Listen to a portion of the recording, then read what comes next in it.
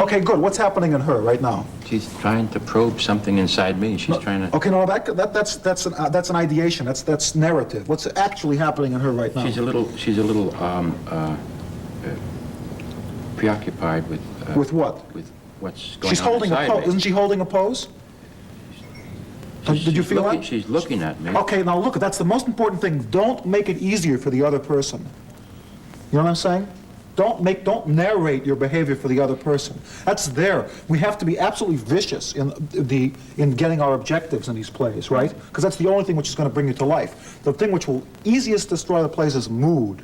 Is thinking, rather than what must I do, thinking what are we feeling. You know what I'm saying? Mm-hmm. Good. What's he doing? He's listening very carefully. To me? Yes. And now what? Did he start doing a little thing about being an actor there for just 1 second?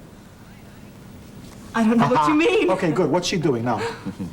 She's responding with Okay, that kind of good. Now, nervous laugh. What's happening in him?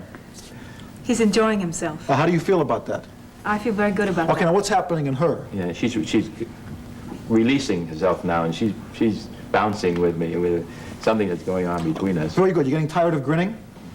Yes, I just stopped. Okay, wonderful. Good. Very good. Very good. Okay, good. The getting bored can be the great. The idea of a stage director is really starts with the 20th century. Before that, plays were directed by stage managers or by the authors, and we've just now, in 1980, gotten back to the idea once again that authors should direct their own work. Miller's doing it, Edward Albee's doing it, and I decided to do it too. I've written about 20 plays, and I've only directed about 3 of them, and I'm going to go back to directing them again.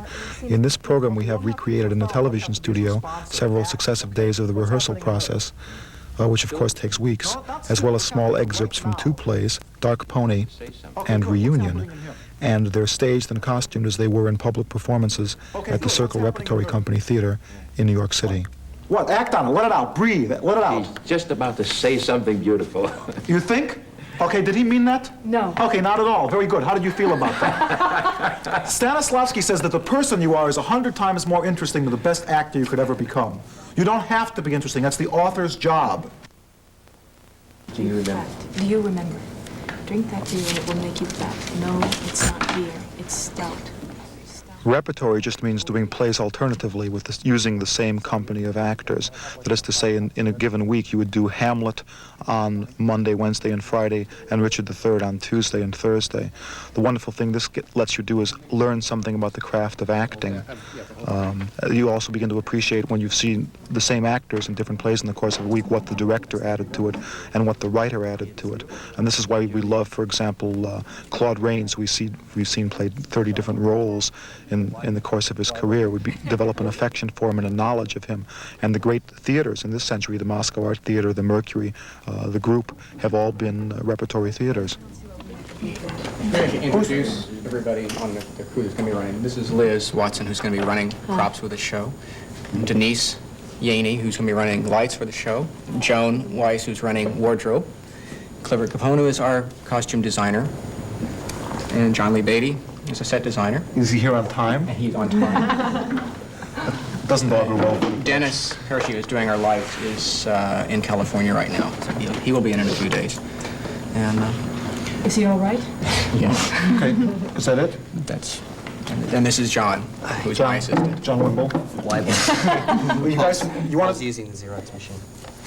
Okay. Okay, you want to start talking about, you want to hear something about the production, the way it's going to look and so on? Yeah. Okay, you want to show us a sketch? We started redoing the back walls of the theater so it has a feeling of backstage. We cleaned up some of it so you can focus on the actors more easily, but basically there's really no scenery except for a platform and furniture, which David's going to work out himself. How high is it? It's about 1.3 off the floor, a little less than chair height. What color is it? Is it black and gray? I made it vague so I could decide later. And that's basically the set. We're going to use the 2 chairs over there for the sanctity. We're going to use them in some configuration or other, but that's going to be it. It's going to be the living room, 2 chairs. And then for Dark Pony, we're going to move the chairs together, bring them right downstage, and that's going to be the car. Right. And what we're going to do with the, I don't know what else we're going to do with the steering wheel, I don't know. We say, forget it, this is an automobile. This is all you have to know about it. It's not a red automobile or a pink automobile or a new automobile. It's an automobile. It's a place, the scenic truth of the automobile, it's a place where we can be alone. The father and the daughter will never be more alone, more intimate with each other, more completely protected from outside influences than in this automobile, and that's all you have to know. So if we do that automobile by just making a convention of it, the two chairs together, the audience supplies the automobile, right? The idea with the set is the same thing as the idea that I would like to follow all the way through to production, and that's the idea of the scenic truth, right? That's what's important is what these people are doing to each other, not what they had for breakfast. So what we're talking about in all elements, in the lighting, I wish Dennis was here, but Well, basically, he told me that it was going to be extremely simple. It was just going to be illumination. I mean, that was the important thing, would be just to see the actors. Very little color. Cues would be basically up and down. But I'm sure he'll use every light he can, though, to do it. sure. Clifford, you want to tell us about the flocks?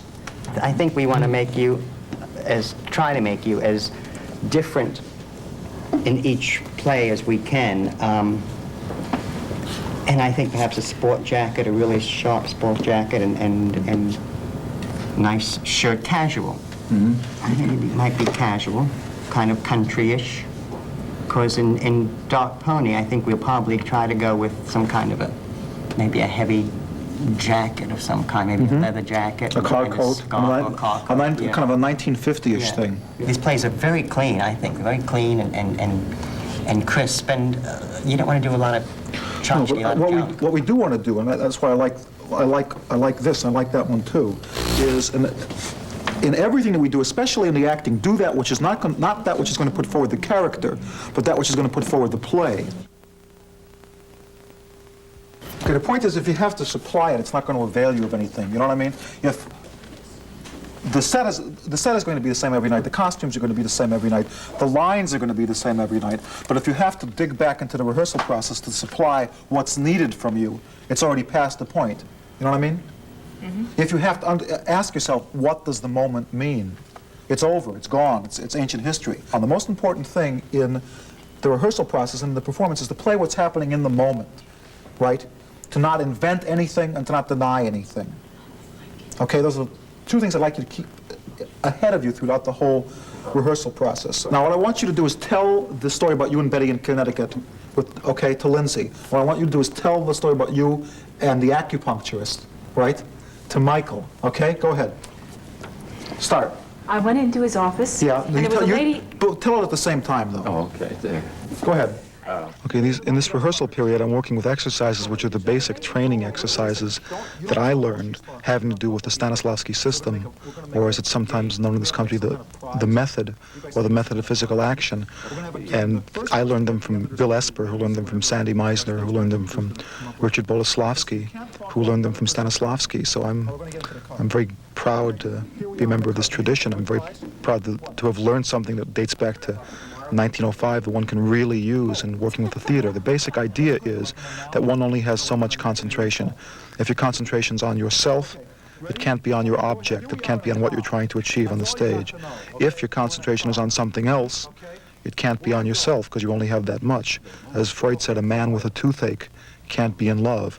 And so what these exercises are designed to do are not to force the concentration, but for each actor to put the concentration on something more interesting at that moment than him or herself, that object being the person with whom they're dealing at that moment. Oh, you're going home to Anasquam? Yeah. Okay, uncross your legs because you're in the car. Okay, ready? Now, you're going to tell the story and you're going to tell the story. Okay, what's your relationship to each other? No. The Oneonta story. Oh. What's your relationship to each other? Your father and daughter. Father. Okay, good. Ready? On your mark? Which story are we telling? You're going to tell a story about the acupuncturist. Oh. Okay? It was beautiful, beautiful mountains around there, in spite of the fact that we could see from horizon to Okay, horizon. good. Go on. And he told Let me her take this away. that I like to keep that. I never leave my just script Forget the script. until I get it on. That's my responsibility. You do the acting. Go on. Okay. he told her that she had had a radical change in her diet very recently. He told her exactly what she had been eating and what she was eating now. He told her that whatever the activity that she had now, it caused her to sweat a good deal. And But she anyway, remained when we wet left the hotel in the morning, is this what we're going to use? That's the car, yeah. Okay. We're just going to use that phone. Go on. Don't do it. Just have it, okay? We decided that we were going to stop in every little town and not big town in New York State. We stopped in these little places where they had yard sales and little bookshops and so forth. He took And we her went- into a back room, and he told her that to lie down and to take off her socks. He put needles in her feet, and he put needles in her wrists, and he put needles up around her nose. And Betty was Either very side of her- interested in books, so we found this place where they sold old books. And believe it or not, in these old little towns, about 1,500 people, you And- got picked up first edition books. But that which were wasn't all. marvelous. He took little dishes, and he put... Okay, good, very good, very good. Am I Now, supposed to be listening to what? You are listening to her, you are listening to her. Okay, very good. Now, how are you up on your lines for Dark Pony? Dark Pony is a short play about a father and daughter driving home in an automobile at night. The father is 25 years old, and the daughter is 5, and he's telling her a story about an Indian. Right? Right. You stop, as if you do to a child, right? You know, like you play that game with a child, Yeah. and she has to fill in the word. So whenever he gets to the word and he stops, you have to fill in the word immediately. The first word that comes to mind. You just have like a tenth of a second. Ready? On your mark, get set, go. Once upon a time, there was an... Porcupine. In the days when wild things roamed the... Water. He was a brave and very handsome. What's a brave? A man who fights in... Pajamas.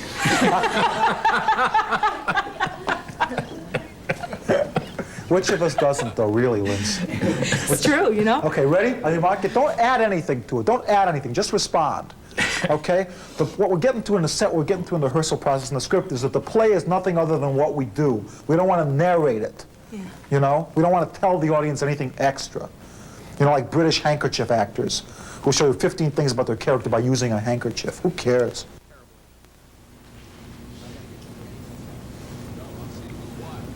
Once upon a time, there was an Indian. In the days when wild things roamed the land, and long before the white man came here. When was this? A long, long time ago. Long ago. He was a brave and very handsome. What's a brave? A man who fights in war, a young man. And his body was like iron. And he could see like an eagle. And he could run like a deer. Did you ever see a deer run? Sure. And swim like a fish. And he ran like a deer? Yes. Hopping? No, not hopping. But as fast as deer run when they run. And could he hop a fence? He could jump over it, yes. Good. His name was Rainboy. And he was beloved by all his tribe because he was both brave and strong. And he brought happiness to all around him just by smiling, if the times were bad, or singing songs he used to sing, or telling stories. Then he would act out the parts. He was a renowned fighter. Who'd they fight? Other tribes? The Germans? No. And Rainboy had a special friend. I know. Who? Dark Pony. Yes, Dark Pony. When he was in trouble or whenever he found he needed help, then he would call his friend Dark Pony. He would say, Dark Pony, Dark Pony, your friend Rainboy calls to you. Then he'd look up if they were down in the valley, or around if they were in a culvert or a stream, or if they were high on a meadow. He would see a speck, a dark red speck, Like blood.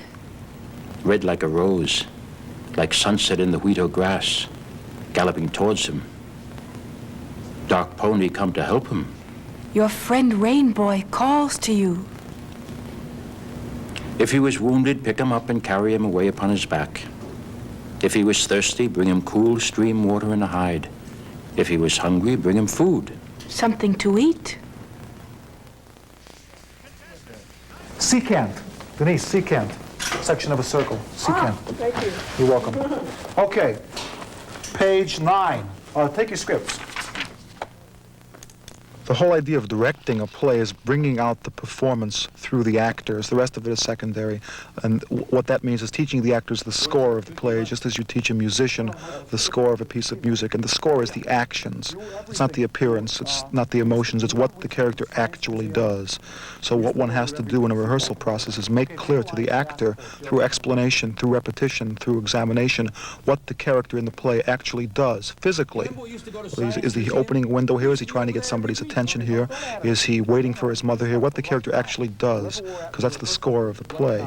This is Reunion, which is a play about a father and a daughter meeting after an absence of 20 years. Go ahead.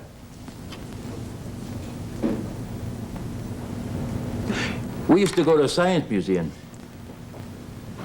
We used to be over there every week. You remember that?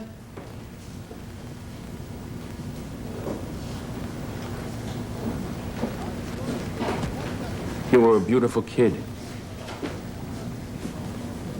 You were everything to your mother and me. I still got the pictures. You want to see how cute you were? You wait here. Okay, good. Take it again. You're missing some lines. We used to go to the Science Museum. We used to be there every week, see the locomotive, the steam engine. Remember that? You were a beautiful kid. Yeah. Okay? Now, don't add anything to it, Lynn. Just take it from him. This is very good. Your instinct about not answering the question is very good. But just take it from him, whatever it is. Okay? What are you expecting when he brings you these pictures? What's it going to look like? I think I'm a little troubled by seeing the pictures. I expect that I'm going to look unhappy. Okay, good. That's very good. Good. Okay, go ahead. We used to be there every week. Yeah. Remember going to the Science Museum? Hey. You remember going to the Science Museum? We used to be over there every week. See the locomotive, the steam engine? You remember that?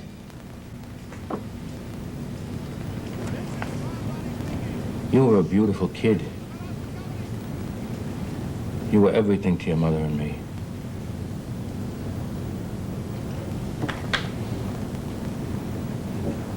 I still got the pictures. You want to see how cute you were? You wait here. You know who took them? Alex took them to his house, 4th of July, 1950. And the first year he had his new house. You probably don't remember. Took Okay, him with good, a good, brownie. very good, very good. Well, we'll take it in sections, okay? This is very nice, both of you. So the first thing is from there, the impulse to go get the pictures. So we really can't, because of the configuration of the set, we really can't hunt for the pictures, right? Because it's going to be... How far will this come over? This will come over, Jody? It's 6 feet altogether. So it's... come Okay, over so to let's about mark it, let's do something to mark it out, okay? Well, okay, so you really can't look for the pictures because it's going to be a bare table, okay? So what we have to do is stop you. So that the first move is, I'm going to get the pictures. Go to get the pictures, then it occurs to you, very good, like it did. You know who took these? Alex took these 4th of July 19... right here. Well, you're going to have to get a little bit here of her. Well, that'd be all right, because Okay. if it comes to here, then it'll be... And then when you play that moment out, Lindsay, play this moment out about you probably don't remember. Play that moment out to wherever it takes you. And then when that moment's done, what we'll kick in is to go for the thing. And what's the next line? You took him to... So yeah, so you probably don't remember. Play that moment out. Go over here, and then let it take you back to her. Took him with his brownie. Doing his brownie. Yeah, okay. You were crying for you some were reason, crying blah, for blah, some blah. reason, and Look at the camera, baby. Play that moment out. And then go into the thing. So rather than being a mishmash of ambivalence, Right. it's absolutely going to get the pictures and absolutely stopping to talk to her, okay? Good. From? Take it from, do you remember going to the Science Museum? Good.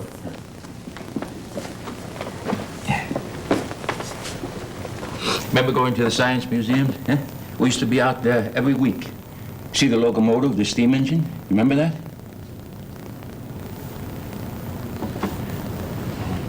You were a beautiful kid.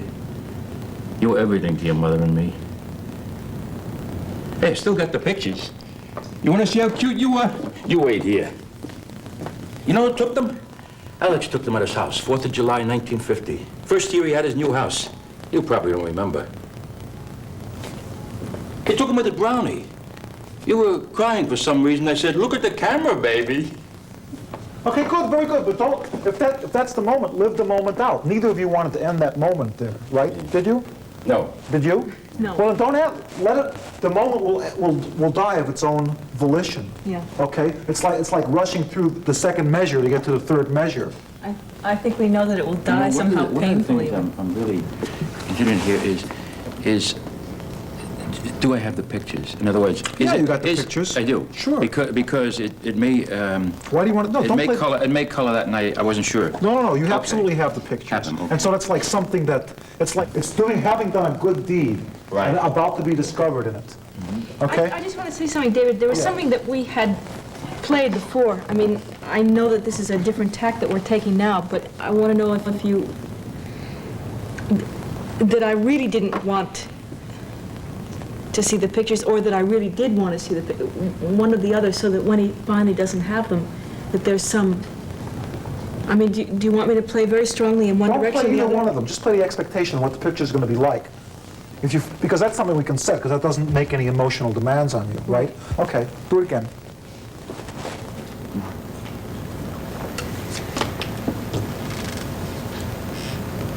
Steam engine. Remember going to the Science Museum? We used to be out there every week. See the locomotive, the steam engine? You remember that? You were a beautiful kid. You were everything to your mother and me. I still got the pictures. You want to see how cute you were? You wait here. You know who took them? Alex took them to his house, 4th of July, 1950. First year he had his newest house. You probably don't remember. He took him with his brownie. You were crying for some reason. I said, look at the camera, baby.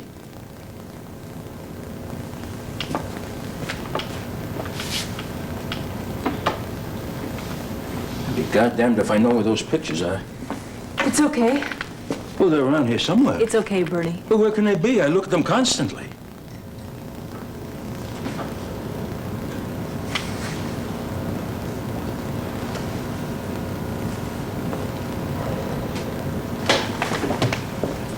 Okay. Friends, don't push. You know what I'm thinking? Suddenly I have to have another cigarette. Okay, let's not worry. I mean, if that's the worst thing, Ken Horror, that ever happens to us in a production, let's not worry about it. Okay, you were pushing in the other thing. You were like glazed. That's okay. It took a different turn. Yeah, that's okay. But I think it was That's what was absolutely happening okay. at the time. It's quite right. It was like there was a great logic in it because you guys were playing it moment to moment. That's all that your responsibility is. Okay, make it. You can make it if the thing kicks in quicker about you were crying for some reason. Let it happen. Yeah. Let it just happen. I mean, your instinct is to go quicker. If it happens, go quicker. I think when I get the whole roll of it, how it feels, it'll move. Well, let's just try to be mechanical about it because that'll free you. Okay, you know what I'm saying? I know what you mean. Yeah. Okay, let's try it again. This, what you guys are doing is very good. The instinct of looking and starting right now is very good. Okay? Yeah. I don't know what the glaze comes from. You're trying too hard. You're trying to But make... isn't that what I'm doing in the reunion? Ah, forget it. You're trying too hard. You're looking too hard. What you're doing in the reunion is what? Getting him to be my father. Okay, it's just like that thing we were doing. Remember when we were doing about getting him to stay? We were doing Sanctity that day? Yeah. And you were trying to get him to stay when he's already there? Yeah. Okay, you understand what I'm talking about? I think so. The thing is that everything, because of the nature of this meeting, everything has such tremendous Well, importance. if it has, oh yes, but you see, that's added. If it has meaning, let it have meaning. Let it have real meaning. If it doesn't have meaning, leave it alone. Wait till something does have meaning, okay? Okay? Yeah. Because what you do this way, you give it all equal weight, right? You're forcing yourself to you're right, concentrate. I'm looking, when I'm trying to, if I do say that should I say that I remember? but What should I do? What the difference is... See where I am? Yeah, I mean, but the it's difference is right now it's brought you to life. Before it brought you to death. What you're doing now, the question, the searching in him, if the answer's in him, it brings you to life. If the answer's in you, it kills you. So the difference is between searching. What is he doing? Well, do you want that much? However much go it that means to you, however much it means to you. He's about to bring you some pictures which are probably going to be of you being unhappy. You might not even want to look at him. Yeah. Don't legislate it to yourself. Just do it, okay? Go ahead, do it.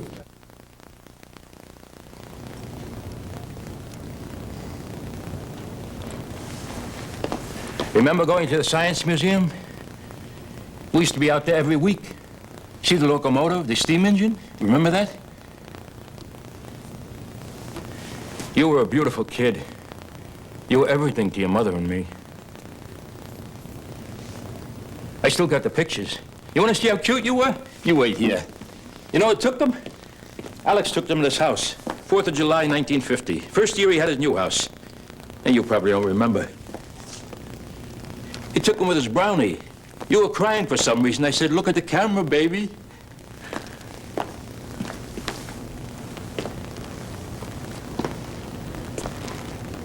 Be goddamned if I know where those pictures are. It's okay. Well, they're around here somewhere. It's okay, Bernie. Where can they be? I look at them constantly.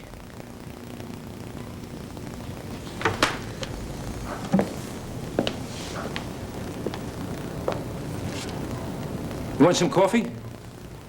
No, thanks.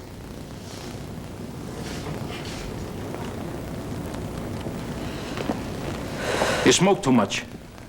I know. Did your husband smoke? Yes. Doesn't he tell you to cut down? Yes. They're no good for you. I know. Well, he should set an example. He's my husband, Bernie, not my father. I don't smoke. I give it up when I went on a wagon.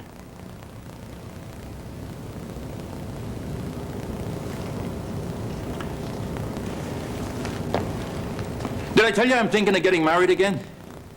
No. It's not definite, not yet. I'm just thinking. Leslie. She works at a restaurant. Jerry met her. Tell me about her. Well, I know her. She knows me. I respect her. She's a good worker. I think she loves me. She's about 40. Was married once. That's like a habit. How would you, feel if I were to get married again? Would that do anything to you? I realize you don't have any long-range basis for comparison.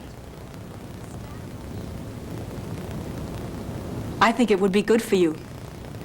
You think that, huh? Yes. Of course, it wouldn't get in the way of our getting to know each other. Why are you getting married again?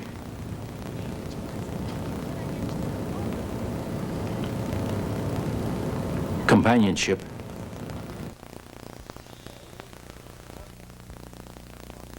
Stanislavski said that there are three types of actors. There's the cliche actor who's only going to imitate on stage what he or she has seen other actors do.